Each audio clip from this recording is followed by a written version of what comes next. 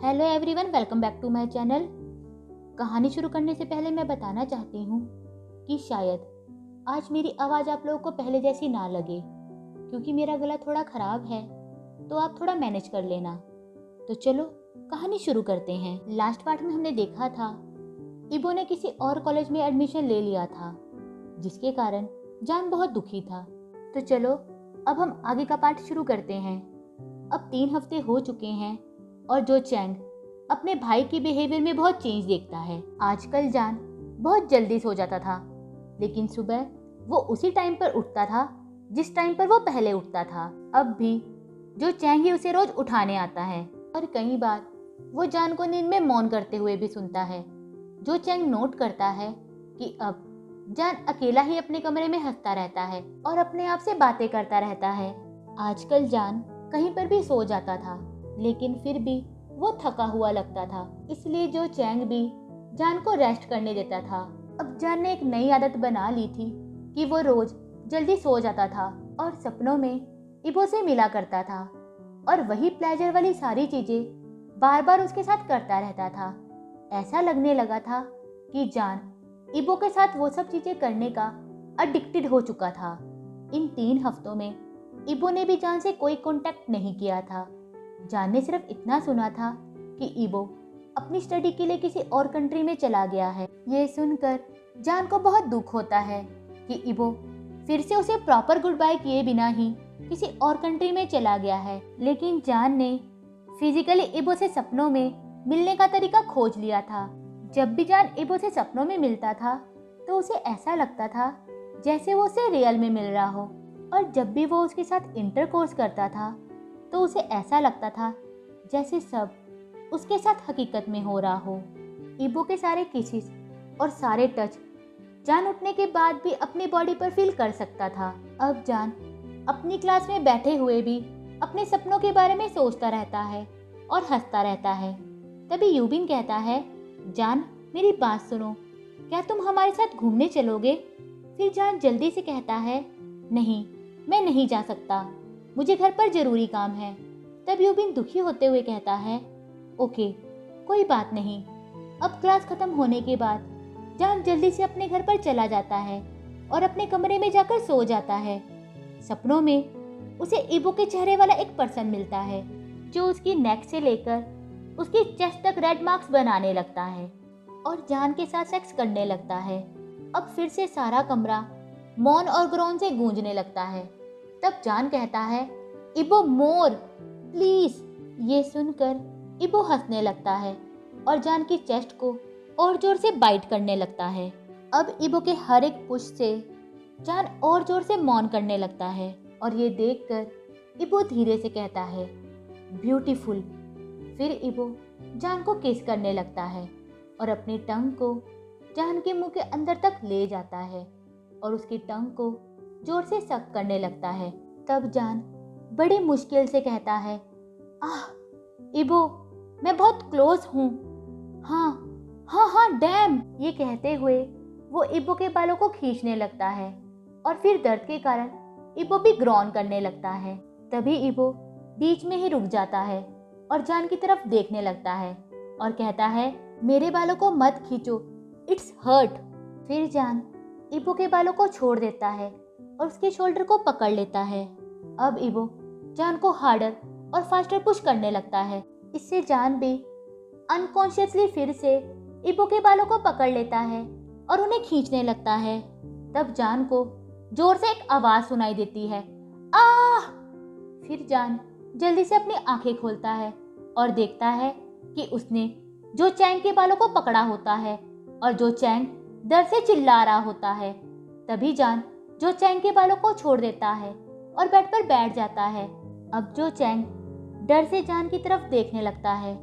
उसे देखकर ऐसा लगता है जैसे 10 लड़कियों ने मिलकर उसका रेप कर दिया हो।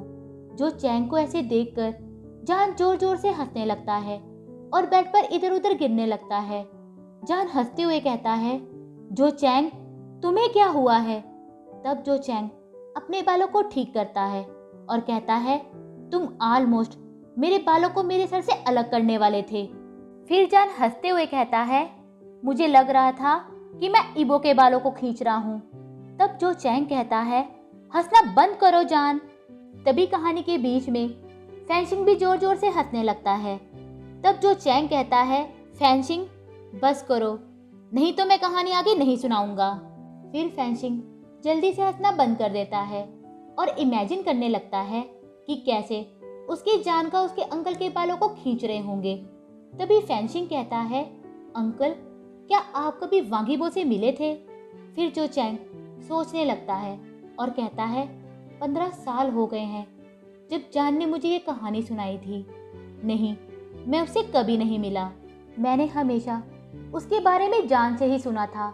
मैं उससे मिलना चाहता था लेकिन कभी मौका ही नहीं मिल पाया और बाद में वो किसी और कॉलेज में चला गया था। तब फैंशिंग कहता है, क्या वो वांगीबो हैंडसम था? फिर जो चैंग फैंशिंग की तरफ देखने लगता है और कहता है, जितना जान ने मुझे बताया था उसके मुताबिक वो बहुत हैंडसम था। तब फैंशिंग हाँ में अपना सिर हिलाता है और सोचने लगता है कि वांगीबो कैसा दिखता होगा। अब जो चैंग घड़ी की तरफ देखने लगता है और कहता है कि बाकी की कहानी मैं तुम्हें कल सुनाऊंगा। ये कहकर वो किचन में चला जाता है। फिर फैंशिंग भी अपने रूम में चला जाता है और वहां जाकर वो अपने कपड़े चेंज कर लेता है और अपने स्टडी टेबल पर बैठ जाता है। अब फैंशिंग अपने असाइनमेंट का काम करने लगता है लेकिन उसका पूरा ध्यान सिर्फ इबो की तरफ ही होता है। वो सोचने लगता है कि वो कैसा दिखता होगा और वो कितना अमीर होगा कि वो अपनी स्टडी करने के लिए किसी और देश में चला गया। तभी फैंशिंग की नज़र उसके फ़ोन पर पड़ती है तो वो जल्दी से अपने फ़ोन को उठाता है और गूगल पर वांगीबो के बारे में सर्च करने लगता है, पर उसे उसके बारे में कुछ नहीं मिलता। फिर भी फैंशिंग हार नहीं मानता और वांगीबो के बारे में सर्च करता रहता है लेकिन रिजल्ट हमेशा सेम ही रहता है। तब फैंशिंग सोचता है, क्या सच में वांगीबो कोई था भी या नहीं, या जानगा ने सिर्फ कहानी सुनाने के लिए इस नाम का यूज किया था। अब फैंशिंग सोचने लगता है, क्या वो कहानी सच भी है या फिर जानगा की कोई इमेजिनेशन। तभी फैंशिंग को आवाज सुनाई देती है, फैंशिंग तुम्हारे जानगा वापस आ गए हैं। अगले दिन फैंशिंग स्कूल से घर वापस आ रहा था लेकिन वो बार बार सिर्फ इबो के बारे में ही सोचता जा रहा था। वो इस बात को जानना चाहता था कि वांगीबो के बारे में कोई इन्फॉर्मेशन क्यों नहीं मिल रही है, क्या वो ऑलरेडी मर चुका है। अब फैंशिंग रोड क्रॉस करने लगता है तभी अचानक से एक कार उसकी तरफ आने लगती है और ये देखकर डर के कारण उसकी आंखें बड़ी हो जाती हैं और आखिर में उसे बस इतना याद रहता है कि वो सड़क के बीच में लेटा हुआ था और शाओजान का नाम पुकार रहा था। अब फैंशिंग अपनी आंखें खोलता है तो अपने सामने वाइट सीलिंग को देखता है। फिर फैंशिंग अपने चारों तरफ भी देखता है और सोचने लगता है कि वो कहाँ है। तभी एक डीप आवाज सुनाई देती है, फाइनली तुम्हें होश आ गया। फिर फैंशिंग उस आवाज की तरफ देखने लगता है और कहता है, मैं कहाँ हूँ। फिर वो पर्सन कहता है, तुम हॉस्पिटल में हो, तुम मुझे सड़क पर बेहोश मिले थे। आई गेस किसी कार से तुम्हारी टक्कर हो गई थी और फिर वो कार वहां से भाग गई। तब फैंशिंग अपनी आंखें झपकता है और सब कुछ सोचने लगता है। तभी जो चैंग कमरे के अंदर आता है और चिंता करते हुए कहता है, फैंशिंग अब तुम कैसा फील कर रहे हो। फिर फैंशिंग स्माइल करता है और कहता है, मैं ठीक हूँ अंकल। तब जो चैंग उस पर्सन की तरफ देखने लगता है और फैंशिंग से कहता है, बाय द वे ये मिस्टर लावांजी हैं, यही तुम्हें यहाँ लेकर आए थे। तब फैंशिंग कहता है, थैंक यू मिस्टर लान। अब शाम को जैसे ही जान अपने काम से फ्री होता है तो जल्दी से हॉस्पिटल में आ जाता है और वो भागकर फैंशिंग के रूम में चला जाता है और कहता है, फैंशिंग अब तुम कैसे हो, ठीक तो हो ना तुम, किसने तुम्हारे साथ ये सब किया। फिर फैंशिंग कहता है, जान गर्ल मैं बिल्कुल ठीक हूँ, लकीली किसी ने मेरी हेल्प की और मुझे यहाँ ले आया, लेकिन अभी वो यहाँ से चले गए हैं। तब जान एक गहरी सांस लेता है और स्माइल करता है। अगले दिन फैंशिंग हॉस्पिटल से डिस्चार्ज हो जाता है लेकिन उसके जानगा उसे स्कूल जाने नहीं देते और उसे घर पर ही रेस्ट करने देते हैं। अब फेंशिंग अपने रूम से बाहर आता है और जो चैंग को ढूंढने लगता है। फिर वो जल्दी से जो चैंग को लिविंग रूम में ले आता है और कहता है, मैं जानना चाहता हूँ उसके बाद क्या हुआ था जब जानगा ने आपके बाल खींचे थे। तब जो चैंग कहता है, पहले तुम मुझे बताओ, तुमने अपने जानगा को कुछ बताया तो नहीं।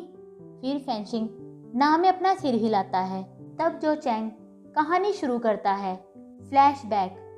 जो चैंग गुस्से में कहता है, तुम मेरे बालों को क्यों खींच रहे थे और तुम सपने में क्या कर रहे थे। फिर जान बेड पर अच्छे से बैठ जाता है और सीरियस होकर कहता है, क्या तुम सच में जानना चाहते हो। फिर जो चैंग भी उसके पास ही बेड पर बैठ जाता है और कहता है, क्यों, तुमने कुछ इंटरेस्टिंग देखा। तब जान स्मग करते हुए कहता है, वेरी इंटरेस्टिंग। अब जान अपने भाई के बिल्कुल पास आ जाता है और कहता है, अभी अभी मैंने एक वेट ड्रीम देखा। तभी जो चैंग उसके फेस पर एक चांटा मारता है और कहता है, यू हॉर्नी डॉग। अब जान अपने गाल को पकड़ता है और कहता है, हे मुझे दर्द हो रहा है, लेकिन नेवर माइंड, मैंने अभी अभी वांगीबो के साथ एक वेट ड्रीम देखा। तब जो चैंग जान को एक और चांटा मारता है। तब जान कहता है, मैं सीजे को बताऊंगा तुमने मेरे साथ क्या किया। फिर जो चैंग भी कहता है, मैं भी बताऊंगा कि तुम दिन पर दिन कैसे हॉर्नी होते जा रहे हो। तब जान कहता है, नहीं मैं नहीं हूं। फिर जान जो चैंग को सब कुछ बता देता है कि कैसे इबो रोज उसके सपने में आता है और वो क्या क्या करते हैं। तब जो चैंग कहता है, शायद तुम वांगीबो को बहुत मिस कर रहे हो, इसलिए ये सब कुछ सपने में देख रहे हो, तुम्हें उसके बारे में ज्यादा सोचना नहीं चाहिए। फिर जान अपने भाई की तरफ देखने लगता है और सोचने लगता है कि इबो से मिलने का उसके पास सिर्फ यही रास्ता है और वो भी ये सब कुछ एंजॉय करता है। शायद जो चैंग उससे जेलस फील कर रहा है कि जान वर्जन होते हुए भी इस तरह के सपनों को एक्सपीरियंस कर रहा है। अगले दिन जान को पियानो की आवाज़ सुनाई देती है और वो उस आवाज़ की तरफ चलने लगता है। चलते चलते जान एक पर्सन के पास पहुंच जाता है जिसने ब्लैक कपड़े पहने होते हैं और वो पियानो को बहुत अच्छे से बजा रहा होता है। तब जान उस पर्सन के पास ही बैठ जाता है और स्माइल करते हुए कहता है, तुम पियानो बजाना जानते हो। फिर वो पर्सन पियानो को बजाना बंद कर देता है और सॉन्ग को ख़त्म करते हुए कहता है, क्या तुम्हें अच्छा लगा। तब जान हाँ में अपना सिर हिलाता है। तब वो पर्सन कहता है, मैंने इसे ई जान नाम दिया है, ये सॉन्ग मैंने तुम्हारे लिए बनाया है।